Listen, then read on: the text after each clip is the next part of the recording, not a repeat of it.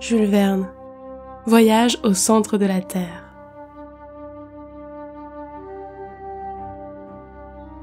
Chapitre 26.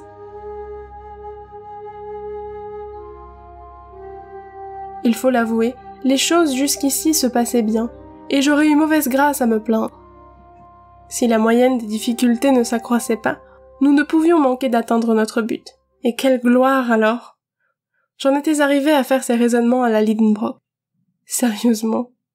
Cela tenait-il au milieu étrange dans lequel je vivais? Peut-être. Pendant quelques jours, des pentes plus rapides, quelques-unes même d'une effrayante verticalité, nous engagèrent profondément dans le massif interne. Par certaines journées, on gagnait 1 lieue et demie à 2 lieues vers le centre.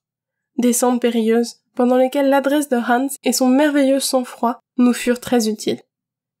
Cet impassible Islandais se dévouait avec un incompréhensible sans-façon, et grâce à lui, plus d'un mauvais pas fut franchi dont nous ne serions pas sortis seuls. Par exemple, son mutisme s'augmentait de jour en jour. Je crois même qu'il nous gagnait. Les objets extérieurs ont une action réelle sur le cerveau. Qui s'enferme entre 4 murs finit par perdre la faculté d'associer les idées et les mots. Que de prisonniers cellulaires devenus imbéciles, sinon fous, par le défaut d'exercice des facultés pensantes. Pendant les 2 semaines qui suivirent notre dernière conversation, il ne se produisit aucun incident digne d'être rapporté. Je ne retrouve dans ma mémoire, et pour cause, qu'un seul événement d'une extrême gravité. Il m'eût été difficile d'en oublier le moindre détail.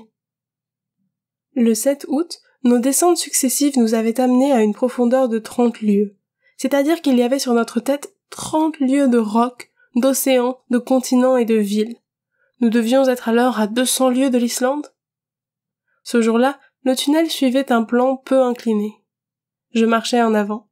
Mon oncle portait l'un des 2 appareils de Ruhmkorff, et moi l'autre. J'examinais les couches de granit. Tout à coup, en me retournant, je m'aperçus que j'étais seul. Bon, pensais-je, j'ai marché trop vite. Ou bien Hans et mon oncle se sont arrêtés en route. Allons, il faut les rejoindre. Heureusement, le chemin ne monte pas sensiblement. Je revins sur mes pas. Je marchais pendant 1 quart d'heure. Je regardais. Personne. J'appelais.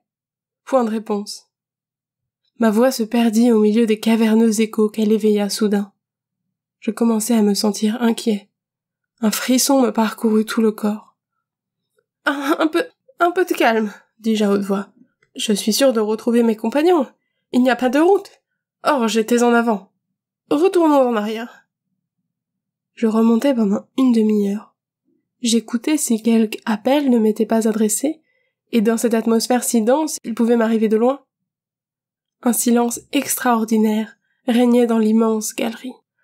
Je m'arrêtais. Je ne pouvais croire à mon isolement. Je voulais bien être égaré, non perdu.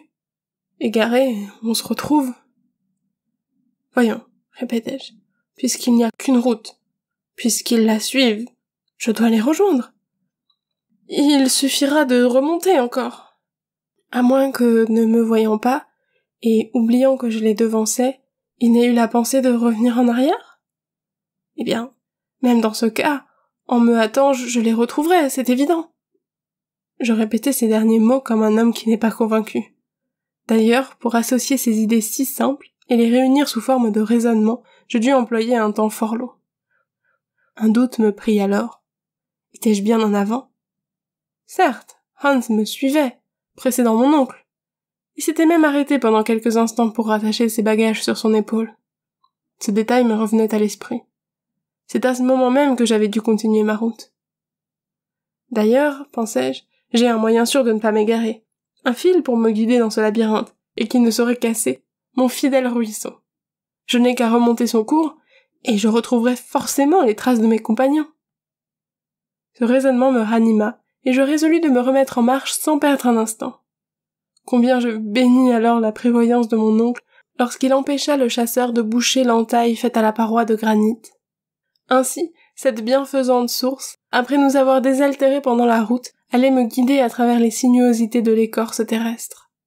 Avant de remonter, je pensais qu'une ablution me ferait quelque bien. Je me baissai donc, pour plonger mon front dans l'eau du Hansbach. Que l'on juge de ma stupéfaction. Je foulais un granit sec et raboteux. Le ruisseau ne coulait plus à mes pieds.